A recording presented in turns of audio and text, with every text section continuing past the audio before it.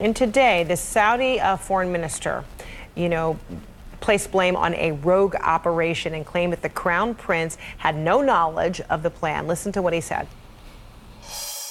The Crown Prince has denied this. The Crown Prince is not aware of this. Even the senior leadership of our intelligence service was not aware of this.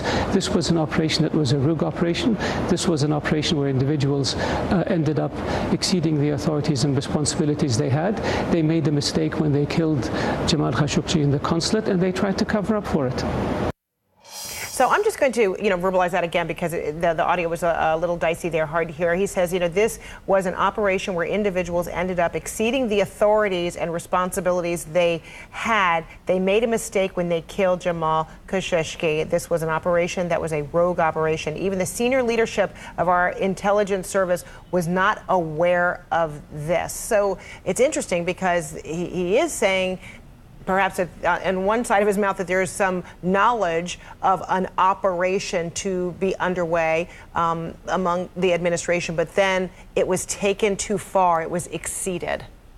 Yeah, this is a really interesting explanation that Saudi Arabia is trying to convince the world that this was a rogue operation. There's going to be some difficult, inconvenient facts that are going to get in the way of this narrative. The Turks have obviously released names and photographs of some of the individuals that flew from Saudi Arabia to Istanbul to conduct this mission. Some of those people have direct ties to the Crown Prince. And so that's one of the other things that we've been led to believe and told by Trump advisors that leads to the president's skepticism that this could be a rogue operation, even though the president was the first one who floated this idea of a rogue operation just a few days ago.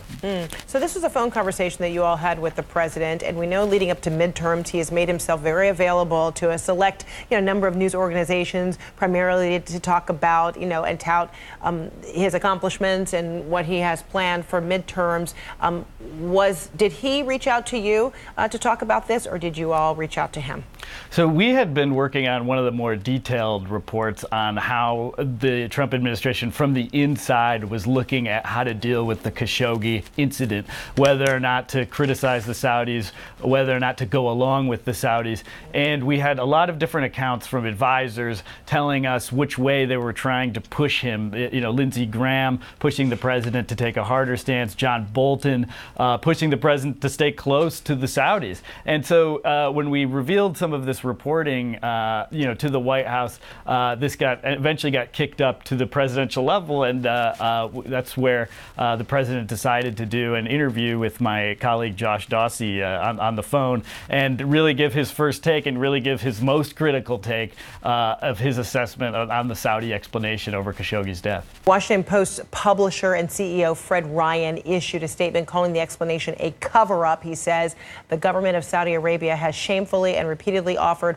one lie after another in the nearly 3 weeks since Jamal Khashoggi disappeared in their Istanbul consulate. This is not an explanation. It is a cover-up. President Trump, Congress, and leaders of the civilized world should demand to see verifiable evidence. The Saudis cannot be allowed to fabricate a face-saving solution to an atrocity that appears to have been directed by the highest levels of their government. Again, that coming from the CEO of the Washington Post.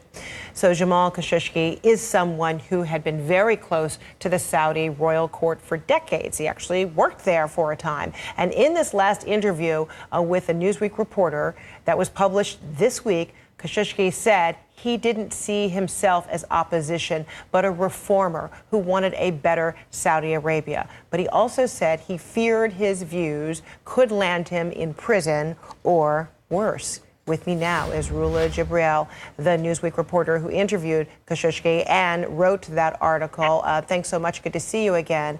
So, Rula, you write, in that Newsweek article that Jamal Khashoggi said to you that he feared for his life. Talk to me about the last conversation you had with him, why you decided not to publish what he had to say until now. Because I was working on this cover story about Muhammed bin Salman, the Crown Prince of Saudi Arabia, and it was clear from following Jamal's work, it was clear that the Saudis were deeply upset and felt betrayed It's the way the Saudis treat their citizens. They never see them as citizens. They see them as slaves. Mohammed bin Salman thought that his people actually are his slaves, and that's why he treats them. And I think it's the same way the mafia, because I lived also in Italy, the mafia treated the people in Sicily and elsewhere. So if they feel betrayed, and I think Mohammed bin Salman felt betrayed and felt that anybody should work for him and not the other way around. It's a different kind of government, and it's a typical authoritarian government. So usually if they feel that somebody criticizes them, exactly like the mafia, they will send somebody to silence them and kill them.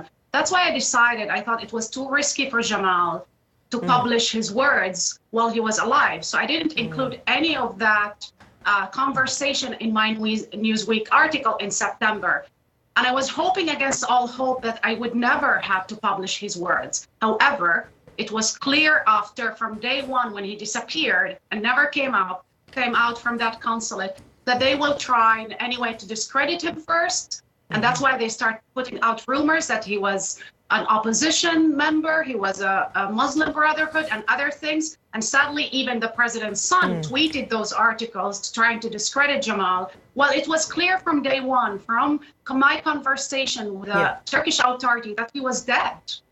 So I decided that his words will not be silent by murder. My goodness. Well, in his passing, it sounds as though it appears as though his words are more powerful than ever. Rula Jibril, it's a fascinating article in Newsweek, and you even have in your last interview with him, you quote him when you asked him about, why the Crown Prince wouldn't like reform, and quoting now from Jamal, he doesn't see the need for that. So sometimes I feel that he wants to enjoy the fruits of the first world modernity and Silicon Valley and cinemas and everything, but at the same time, he wants also to rule like how his grandfather ruled Saudi Arabia. It's a fascinating last account, one of the last interviews from Jamal Khashoggi.